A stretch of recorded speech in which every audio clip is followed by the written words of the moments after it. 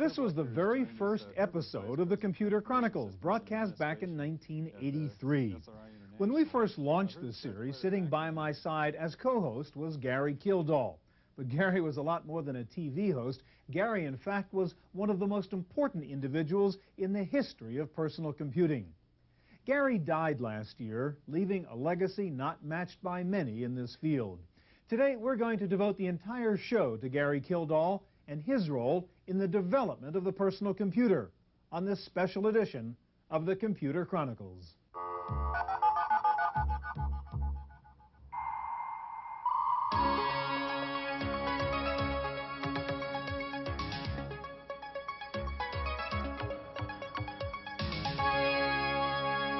The Computer Chronicles is brought to you by RonDiamond.com, the oldies site on the internet. Music and memories from the 50s, 60s, and 70s, not just another jukebox. Additional support comes from the law offices of Ivan Hoffman, lawyering with integrity for internet law, copyright, trademark, and other intellectual property law. And by TechWeb for up-to-the-minute technology news. On a residential block in the seaside town of Pacific Grove, California, sits a modest house with a grand history. Behind its garage in a small carriage house, one of the seminal events in personal computing history took place. The first modern operating system for the microcomputer was born here over 20 years ago. It was called CP/M, and its inventor was a young computer science teacher named Gary Kildall. Kildall had started developing his control program for microcomputers, also known as Control Program Monitor, in the early 1970s, when he realized the potential for a general-purpose small computer. He was carrying a portable computer at a time when the desktop PC was just a dream. I met Gary in 1973 in the computer science lab late one evening. He was a young kid, freckled, reddish hair, boyish enthusiasm, was in cutoffs, came into the computer center with a leather briefcase that he flipped open and connected to a teletype, an ASR-33. And that was an entire self-contained computer. It was the first personal computer I ever saw. And I went wild. I wanted to know where he got it, how he got it, what he was doing with it, how I could get one. Gary studied computer science at the University of Washington and went on to obtain a doctorate. He soon moved to the Naval Postgraduate School in Monterey, where he later became a professor. In the 1970s, the seeds of CP/M were planted during his teaching career at Monterey. He continued to work on the project at home and later in this tiny rooftop office above a restaurant in Pacific Grove. The first thing I heard that Gary did that was really brought to my attention was he invented a programming language called PLM and implemented it for the Intel microprocessors to prove that the 8088 was, or the 8080, I'm sorry, was a real computer and not a controller for microwave ovens, but that it was a real computer. And he went off and wrote a programming language that ran on microcomputers. Now we can say, well, of course that's no big deal, but at the time it was a pretty big deal. He invented this language, and then to show that the language was useful, he wrote CP/M. That's what really actually happened. He created this operating system and built it around this Intel microprocessor to show what could be done with microprocessors. And in 1975, when he was doing this, that was pretty revolutionary. Gary's approach to computing was far ahead of the conventional notions of the time. While a consultant at Intel in the 70s, he offered to sell them CP/M, but Intel could see no use for it and turned him down.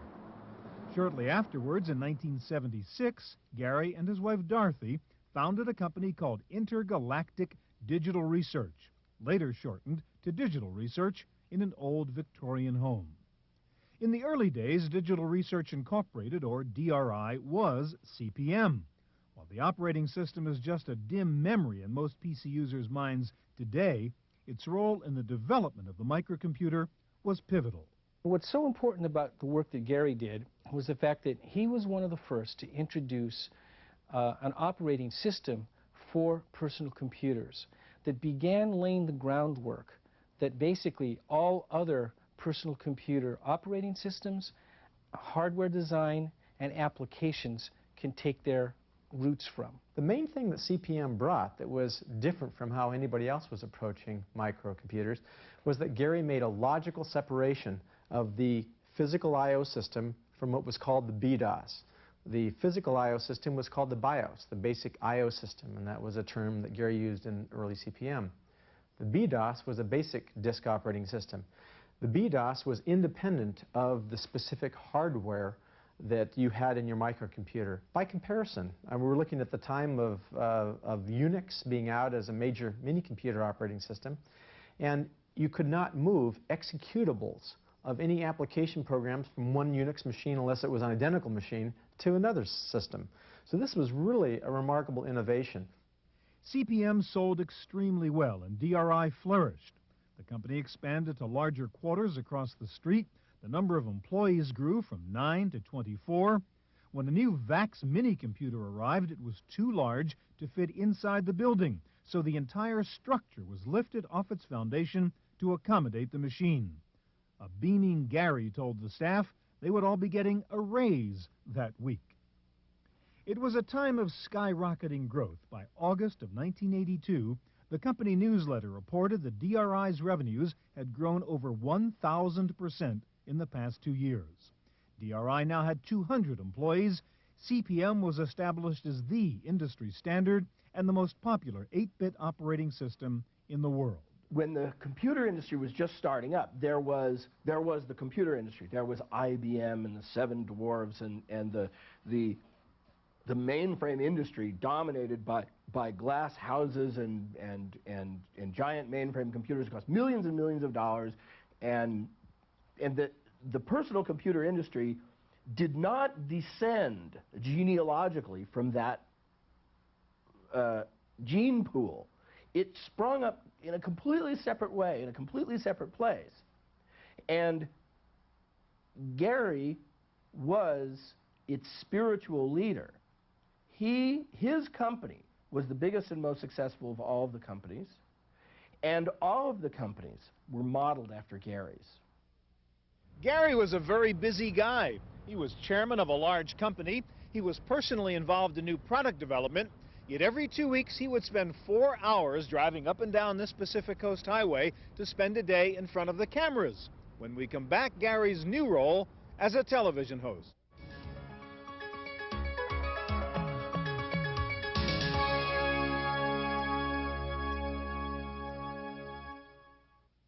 With DRI's business growing, Gary went on to other pursuits, including the role of co-host on Computer Chronicles. His second career as television host lasted over 6 years, during which he provided acute insights into the technology and potential of hundreds of products. While appearing on the program, he also showed off products and technologies of his own that were far ahead of the market, including a multitasking operating system for PCs called Concurrent DOS. What's even more interesting is that all is not quite as it appears, because in fact if you press a little key here, you actually see that there are lots and lots of processes actually running, lots of tasks running here. And in fact on these serial terminals even themselves, I can hit a key on this one, for example, and find that I'm running DBase 3 at the same time. So what we're seeing here is the ability of the IBM PS2 Model 80 as a 386 base machine in conjunction with concurrent DOS 386, its ability to run both standard DOS applications, because the operating system is completely DOS compatible, but to be able to run multiple DOS applications and to allow shared access to them. DRI also had one of the first graphical user interfaces called GEM. I'll open up a pre-prepared graph, and we'll see what the combination of text and graphics look like. I'm going to go to a full screen here. You can see here's the final result of putting it together, text with graphics. And I'll just go ahead and send this to the output device. And in this case, we're going to just use a screen, but it could be a slide maker or overhead transparency maker, whatever it happens to be. And well, I think that his interest was in, first of all, showing that digital research was still the leader and not and that we had, since graphical environments were sort of becoming hot, if you will, and you know, the Lisa hadn't really been successful, but word on the street was, you know, Macintosh is coming, and the fact that he could go and show a multitasking, graphical-oriented environment running as a digital research project that no one knew at all that we were even working on. I think he appreciated the kind of surprise factor of that, and I remember him coming back and saying that you know, Bill Gates and other people were at this conference that Esther Dyson had, and they were like, eyes are like glued to the screen trying to, you know, see what that was going on. So I think we put some fear in Microsoft, and I think Gary liked that. Gary's pleasure at beating everyone to the starting gate with new ideas may have been personally satisfying, but it was also risky. By revealing DRI projects, he was also divulging information that could be appropriated by other companies. And this created a unique ethical situation for Gary and his chief competitor. I really believe that on a scale of 1 to 10, 10 being ethical, Bill Gates is about a 9. I think that there are some other corporate presidents out there that are about the 3s and the 4s. I don't want to be an apologist for Bill Gates, but I'm saying that Gary is just on a different scale. His ethics is a different scale.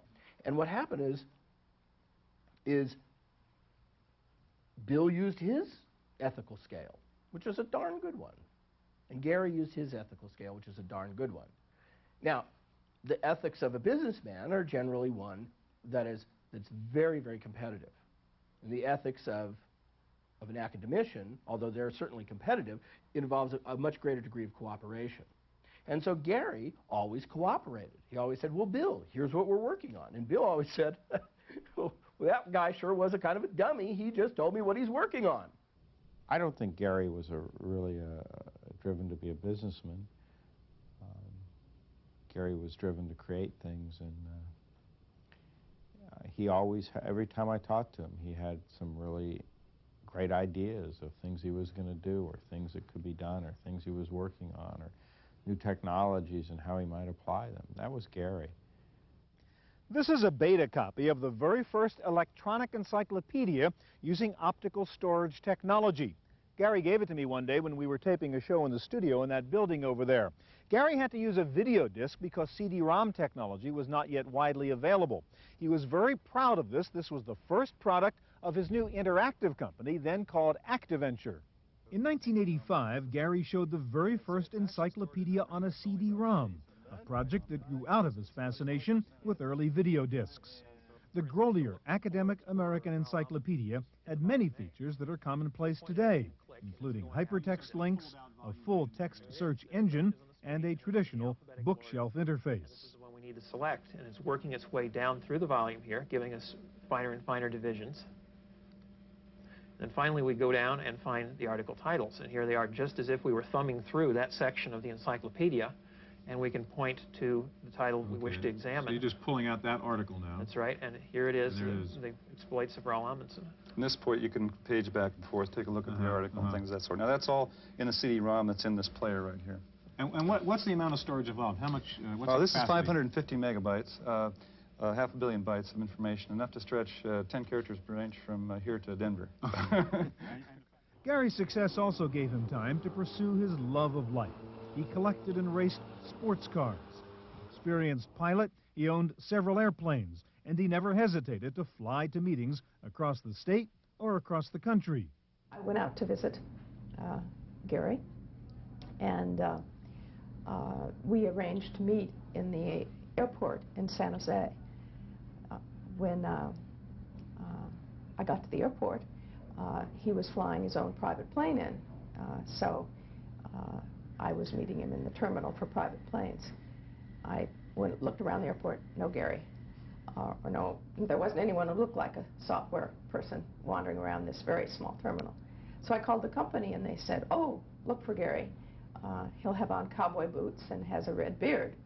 I knew I could find him then, and he still wasn't there. So I looked out the door, the window, and a plane came rolling up, and this fellow with a red beard leaned out the window and said, there aren't any parking places, hop in. Gary flew his potential investor to a restaurant near Sacramento and proceeded to describe the future of the PC industry. At that time, he was trying to explain what his business was, and I had lunch, and he basically took a paper and outlined the microcomputer industry to me. He explained how the operating system would ultimately control the industry and how application software would run on top of it, and that an operating system company should support the applications companies but never have applications, which had turned out to be a fatal mistake, and one of the fatal mistakes for the company. Even as Gary's financial success allowed him to accumulate bigger and faster toys, his contemporaries remember him as a man who just enjoyed having fun. Gary had that ability to be innovative, and yet he was, on the other hand, he had this amazing free spirit about him.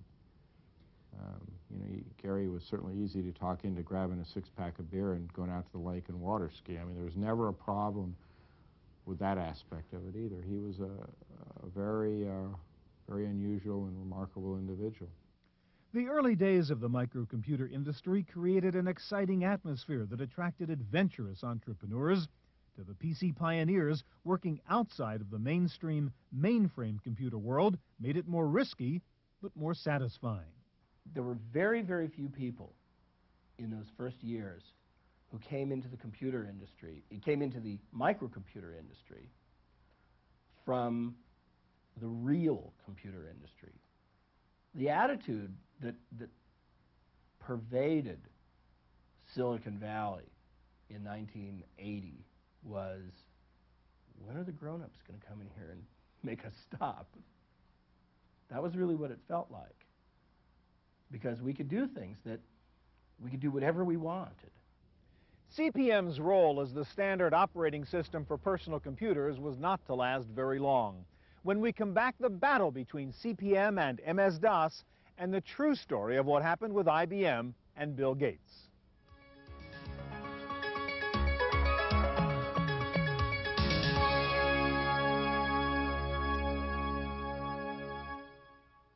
Despite his varied talents and accomplishments, Gary Kildall was perhaps best known as the man who chose to go flying on the day IBM came calling. It was the event which dogged him his entire life, and it has become a legend in personal computer history.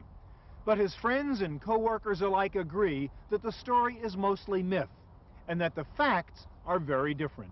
Gary and I were scheduled to go that morning up to meet with Bill Godbout, who was one of the early people in the microcomputer industry building an S100 system, and we were delivering him CP/M documentation. So Gary and I, as the story goes, were in fact flying. We flew up to the Bay Area, up to the Oakland airport, delivered the software to Bill, and flew back down and joined the IBM meeting. We were there for the meeting later in the afternoon. By that point in time, things had already gone a little bit wrong. IBM had come into the meeting. They had a what I would call a unidirectional non-disclosure agreement. The idea was that Digital Research was to agree that they had never met IBM and the meeting hadn't occurred, and yet everything that Digital Research disclosed to IBM was intended to be public domain. That was the way the agreement was structured. IBM also wanted to buy CP/M outright for a flat fee and rename it PC-DOS, terms that were unacceptable to DRI. IBM then approached Microsoft and tried to license its clone of CP/M called QDOS. When IBM discovered that it might be facing a copyright lawsuit, they returned to DRI and struck a deal.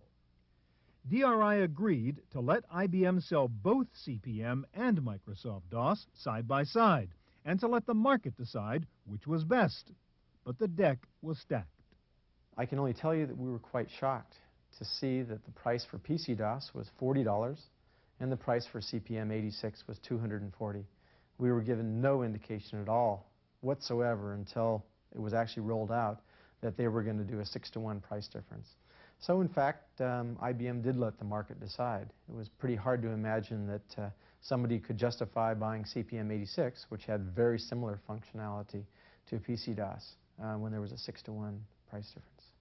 Some industry people have pointed to this incident as a turning point in PC history, and the moment that guaranteed the demise of CP/M and the rise of MS-DOS.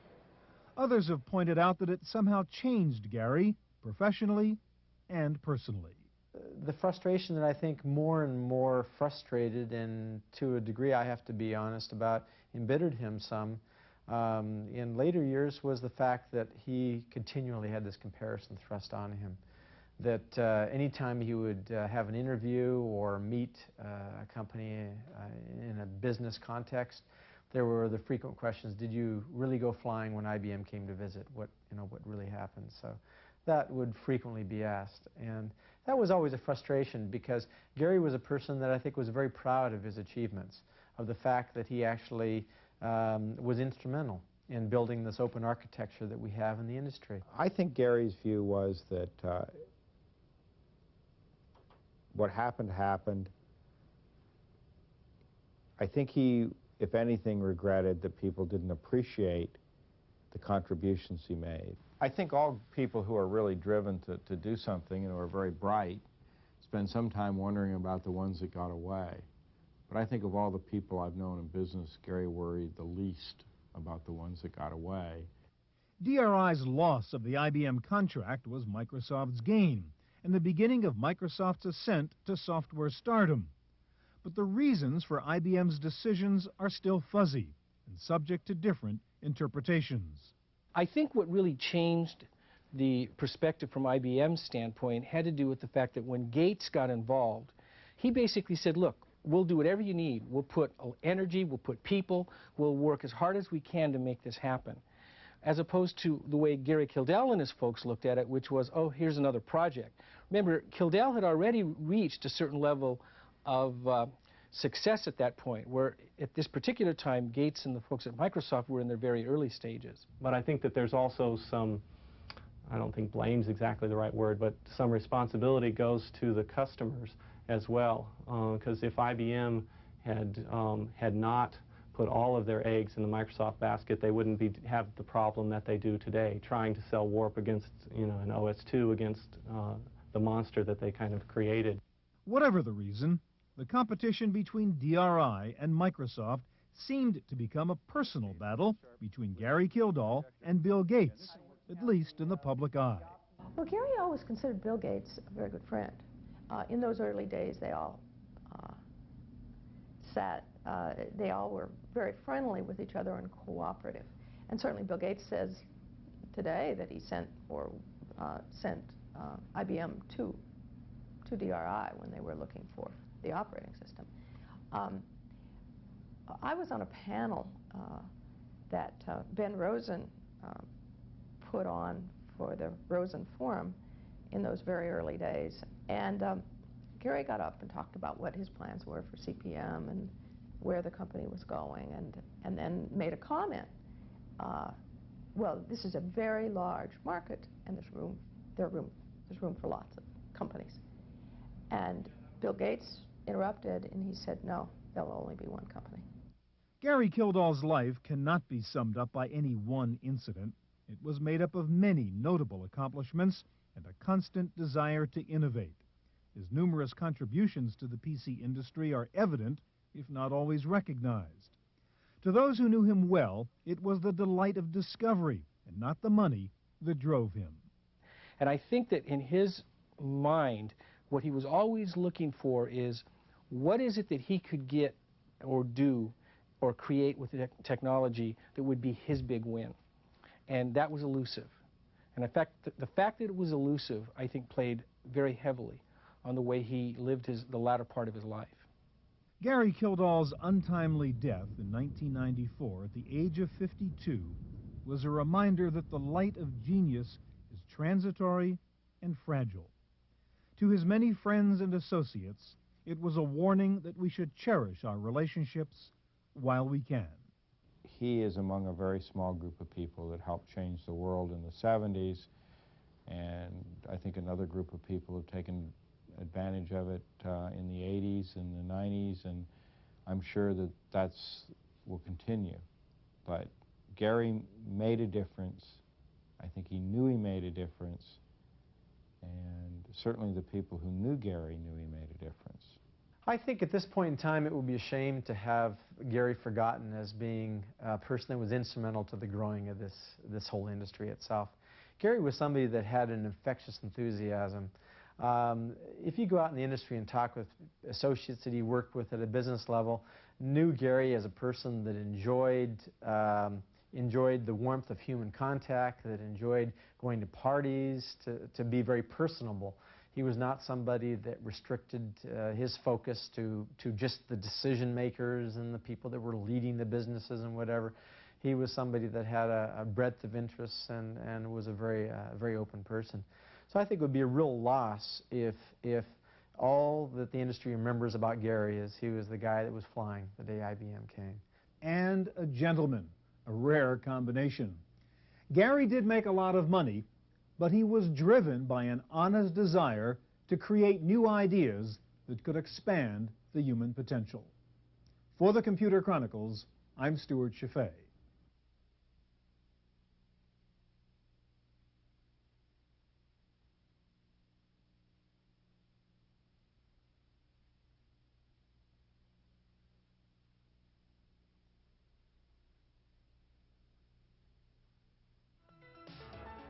The Computer Chronicles is brought to you by RonDiamond.com, the oldies site on the Internet.